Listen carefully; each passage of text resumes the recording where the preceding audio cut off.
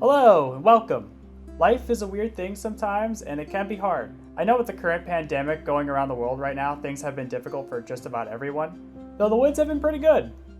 For now. But for real though, if you're going through some hardships, hang in there my friend, believe in yourself, take care of yourself, here's an egg for these trying times, and you can get through it. So Celeste is a game that really caught me off guard the first time I played it. A good friend of mine gifted me this game shortly after its launch, and I really didn't know what to expect going in. And I can honestly say that Celeste is one of my favorite games of 2018. The gameplay is super addictive and fun, and it has the perfect amount of challenge without it feeling too overwhelming or punishing. The art style is super cute, and the music really captures the setting, the themes, and the emotions of this game so incredibly well. But my biggest takeaway from Celeste is just how phenomenal of a job this game does at portraying Madeline's mental illnesses and depression. I have a huge soft spot for art and media that focuses on mental and emotional health and growth. Maybe it's just because I'm an empathetic crybaby, I don't know, but the study of mental health within art and media and making us feel for its characters is something that always fascinates me, and Celeste is the type of art that inspires me with my own works. With all that out of the way, what is Celeste and what is so appealing about this indie gem? Well, let's go over it.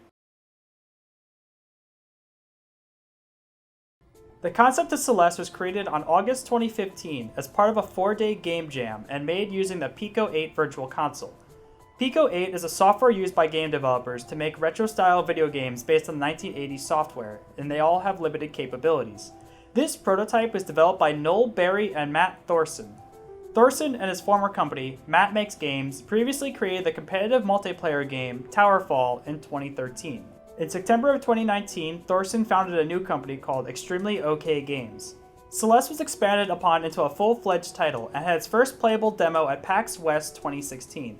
2 years later, Celeste released on January 25th, 2018 for the Nintendo Switch, PlayStation 4, Xbox One, PC, Mac OS, and Linux. The original prototype to Celeste was also programmed into the game, and it can be found in a secret room inside Mr. Oshiro's hotel. Thorson and Barry's inspirations for the game came from difficult early NES and Super NES platformers, such as Super Mario Bros. 3. However, Thorson also wanted to make sure that the game was approachable and forgiving to players. Barry also stated that the name of the setting of Celeste was chosen by Googling British Columbian mountains. The team liked the name of, you guessed it, Mount Celeste. If you want a good time, just go ahead and Google Mount Celeste and check out all the cool Google reviews by people who've seen some really interesting and cool things out there. It's great. Celeste released a positive reception from fans and critics alike. It was nominated for a dozen awards and even the 2018 Game Awards Game of the Year. Here is a rapid fire of everything Celeste did win. 2018 Independent Games Festival Awards Audience Award, the Game Awards Impact for Independent Game. 2019 22nd DICE Annual Action Game of the Year and Outstanding Achievement as an Independent Game. National Academy of Video Game Trade Reviewers Award. 2019's Control Precision. SXSW's Game Awards Matthew Crump Cultural Innovation Award. Game Developers Choice Award for Best Audio. Gang Awards for Gang/Magfest People's Choice Award. And finally, the ASCAP's Composer's Choice Award for 2018 Video Game Score of the Year. While subject to change, by the time of this recording, on speedrun.com, Celeste currently holds the record as the 4th game to have the most speedrunners ever.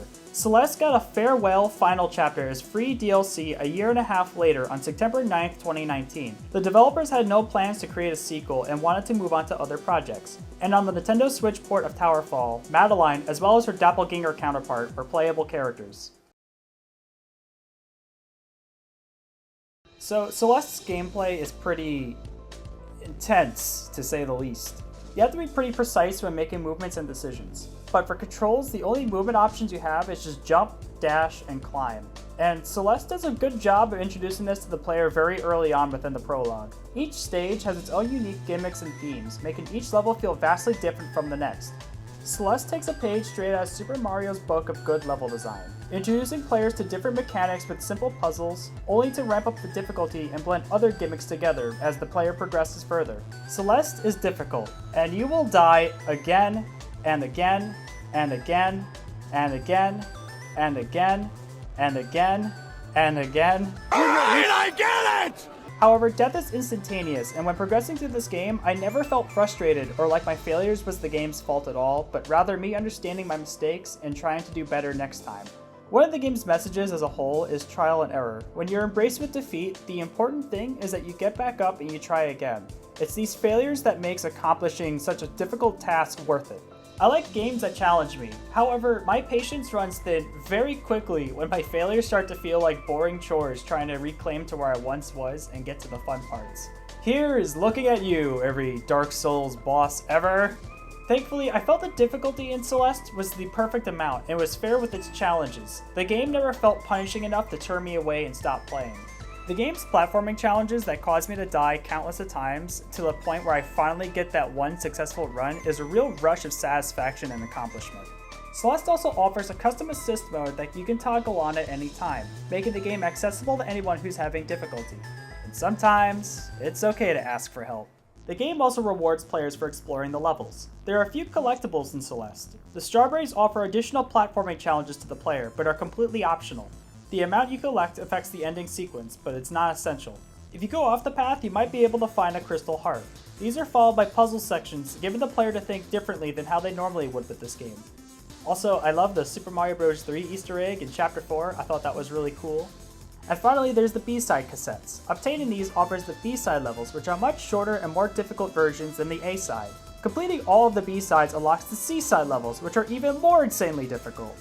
I will admit right now, I am not good enough to complete all of these, and after realizing that you need to complete all the B-sides to get through Chapter 9, I did what any other self-respected gamer would do. I looked it up.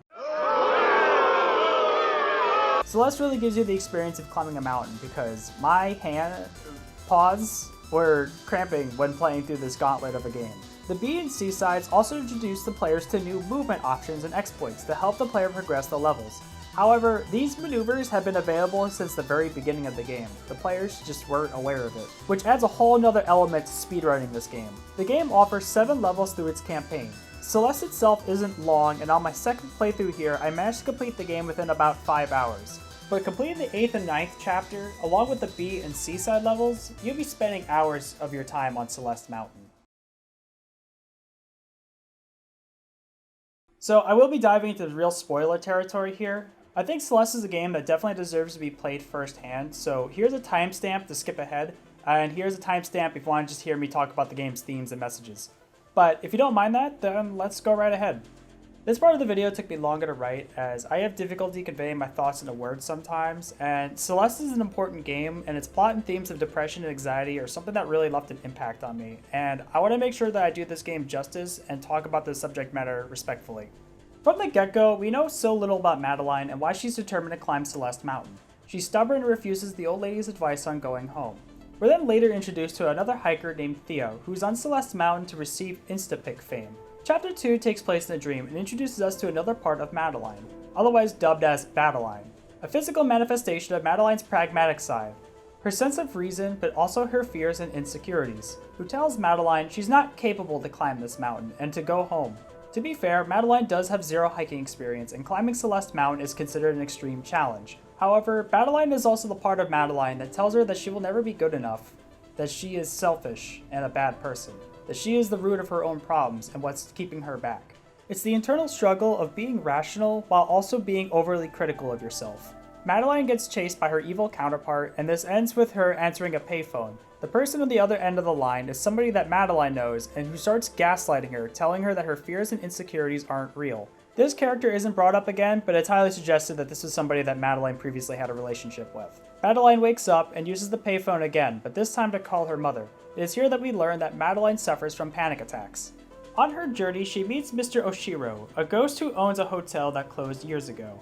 Oshiro's hotel was his life, and desperately wants Madeline to book a room for his business. Madeline has no interest in staying, however, she tries to be helpful and clean the place up for him. Madeline is someone who wants to be helpful and feel good about herself doing the right thing. However, her efforts go in vain and unappreciated. Oshiro's own insecurities as a failure of his hotel starts to get more intense as he further continues to doubt himself. Madeline shows up and insults Mr. Oshiro, and she insults Madeline, telling her that the only reason why she is helping is to help stroke her ego. Crushed and insulted, Oshiro chases Madeline out of his hotel.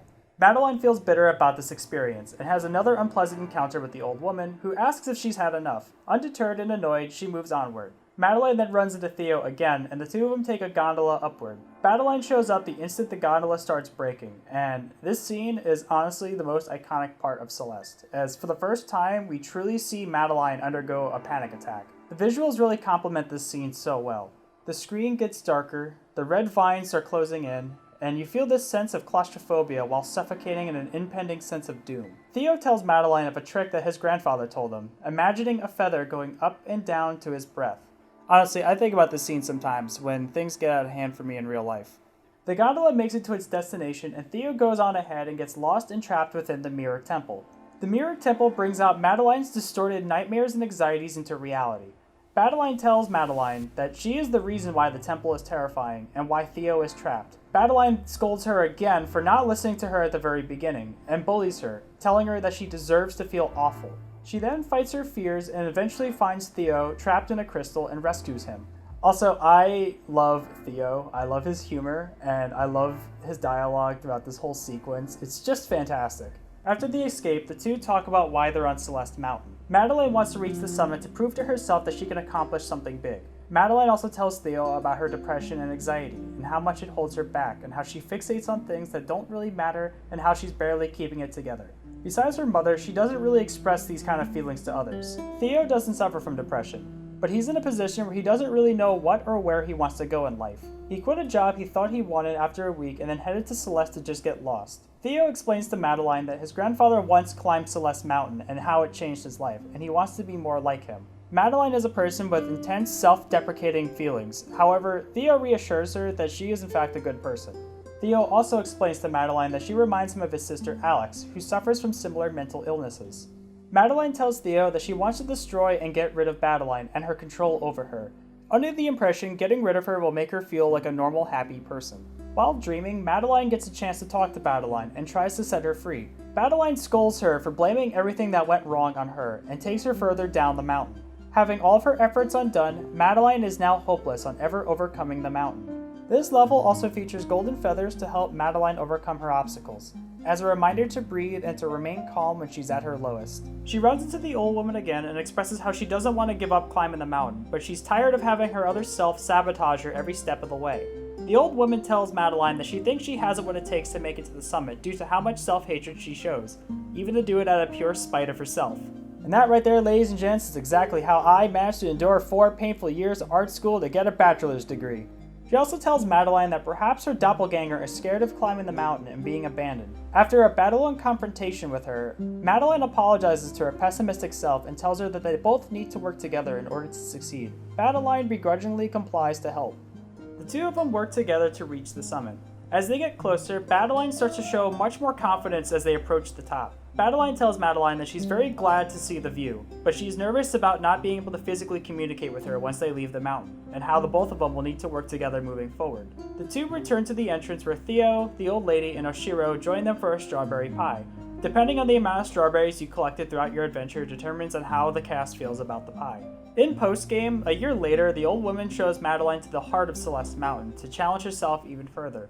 So the DLC Farewell chapter takes place much later than the base game. This chapter was completely new to me, and I was very excited to see what new... Oh no. So between the events of the game, Madeline and the old woman, now nicknamed as Granny, became pen pals, and at some point the old woman died. Madeline was too broken up and felt guilty for not attending her funeral. Due to Celeste Mountain's mysterious ways, she's convinced that the old woman's pet bird is somehow a part of her and chases it, hoping to get a chance to talk to her. This chapter focuses on the pain of loss and the death of a loved one. We see Madeline go through the 5 stages of grief.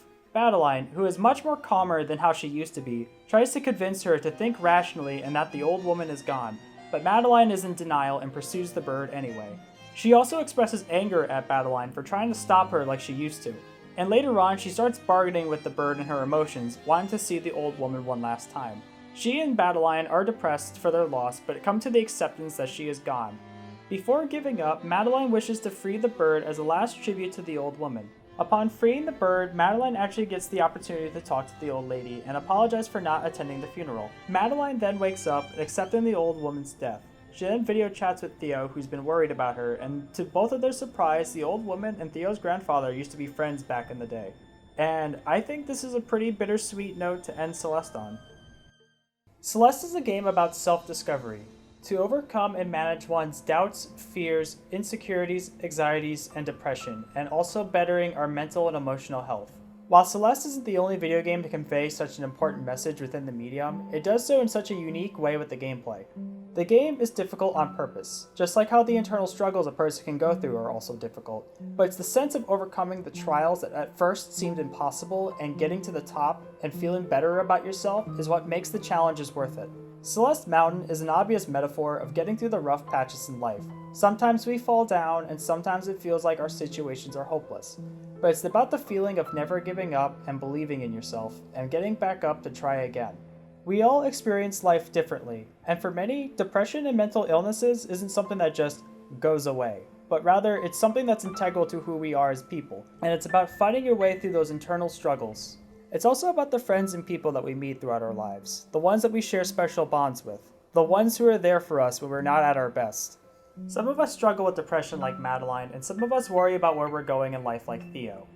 How the hardest experiences and trials we endure are the best lessons learned, and how we help shape ourselves to be better and wiser people. There's a lot of positive things I could say about Celeste and its themes, narrative, and writing. I'd be lying if I said I didn't get teary-eyed at certain parts of this game, such as when Madeline's mother is worried about her having a panic attack. So I don't really talk about this too much, mostly because I find it difficult and I get awkward. But as someone who's struggled with anxiety and depression throughout his whole life, this game really spoke a lot to me, and I feel some other people can say the same. This applies really to all fields in life. As an artist, my relationships and friends.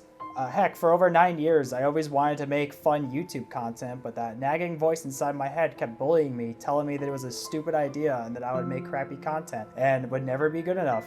For the longest time, I couldn't find the strength to just trust and believe in myself. Over the years and enduring my falls in life, my attitude towards myself and my confidence has changed to a much more positive one, and hey, I'm finally posting my 5th video on the platform! While I may not have dethroned T-Series and PewDiePie subscriber count yet, I am grateful for the friends and family and other subscribers who have supported me so far. So, while I'm currently all the way down over here as a YouTuber, for now, I'm still going to continue making content that I just feel proud of. And perhaps someday I will make it up there on top of that mountain. I have no plans on stopping, but if my YouTube channel were to fade into nothing one day, I could at least pat myself on the back and say that I actually tried. So, this might be a bit of a controversial thing for me to say, but before I got to actually play Celeste, I thought it just looked fine. But with so many indie titles these days resorting to that retro throwback pixel style, I just wasn't captivated by it. At first anyway. The visuals are actually really great, and the sprite work of the cast is really colorful and expressive. The backgrounds and level design are also top-notch, and it really helps build a sense of atmosphere between each level. I love the contrast of exploring an abandoned city at night, to an unsettling mysterious dream, to scaling a windy mountain, to straight-up nightmares. The contrast between the pixels and cartoon-like character illustrations is a bit jarring, but I'm a total sucker for cute art styles, and it really helps bring faces and personality to these pixels on screen. The animations for the whole game just feels incredibly smooth. Madeline's movements feel organic, while also utilizing the squash and stretch fundamentals of animation. There's real movement being shown by how her hair flows with gravity. Using pixels without faces can be limiting on conveying emotions. However, Celeste's sprite work feels super polished and incredibly well executed.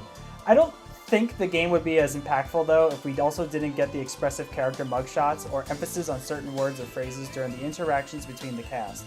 The interactions between characters and cutscenes is also really well written and charming. The game can be taken as a tragic comedy. It knows when it should take itself seriously, but the game isn't afraid to be humorous and lighthearted at times. These are typically moments between Madeline and Theo's conversations. While we don't specifically know all of what Madeline's been through prior to the game, it's not necessary and it makes her current struggles more relatable to the player. She and the rest of the cast are fleshed out well enough for the game's short runtime. The music and sound design is also incredibly stellar and complements the game's levels, themes, and emotions super well. From the track First Steps to the start of a journey, to the mysterious dreamy feeling of resurrections, to the creepy feeling of scattered and lost, the music also changes as you progress through each level, getting melancholy and slow when Madeline is feeling down, or picking up the tempo when the challenges start to get intense or when she's in danger. The soundtrack to this game is super catchy, with a portion of the game's music being composed by Lena Raine. She's also known for her work on Guild Wars 2, 4 tracks of the Nether update of Minecraft, as well as her own studio productions. The B-sides are also remixes done by several other artists and composers, and they're all absolute bangers. So, should you play Celeste? Yeah, I think it's absolutely worth a play. I'm not someone who's skilled or patient enough to endure overwhelmingly difficult challenges, such as Super Mario Kaizo gauntlets, or committed enough to get into competitive speedrunning, but I think from a gameplay perspective, Celeste is that perfect sweet spot of difficulty while not being overly punishing enough to turn a player away, even offering an assist mode for those struggling. But Celeste is also a love letter for those who do enjoy precision platforming and speedrunning. Unless if platformers just really aren't your thing, or if you're someone who just doesn't like to feel feelings, I couldn't recommend this game enough. Whenever someone tells me that video games are just dumb, mindless forms of entertainment and not art, Celeste, as well as a handful of other indie titles and well-written games, come to mind to counter that argument. Thorson and Barry and the team behind Celeste had a passionate story to tell, and it makes me happy that the game received the recognition, love, and praise it deserved. Celeste is available on Steam, Switch, PlayStation 4, and Xbox One, and I encourage you to check it out. Also, how long is my lifespan again? Ah, crap. I talked myself out from doing YouTube in 9 years. Yeah, that works. Anyway, if you made it this far, thank you so much for watching. This was a lot of fun to put together, but it was certainly a lot of work. I had to rewrite parts of my script, and in fact I had to re-record all the lines again because the audio sounded awful, and my inner perfectionist said, no, we're not putting out this kind of quality. But before making Pikmin, Celeste was a game I really wanted to cover, and I'm glad I finally got over this challenge. What did you think about Celeste? Did you play it, and did it leave an impact on you? I'd love to hear your thoughts about the game or any critiques you have about me and my content. I always want to strive for improvement. If you enjoyed this video, please consider leaving a like and subscribe for more videos from me in the future. I have a few additional scripts I'm currently in development, and your viewership is greatly appreciated. Anyway, thank you again for watching, stay safe out there, remember to believe in yourself, and remember, Never give up! Take care everyone.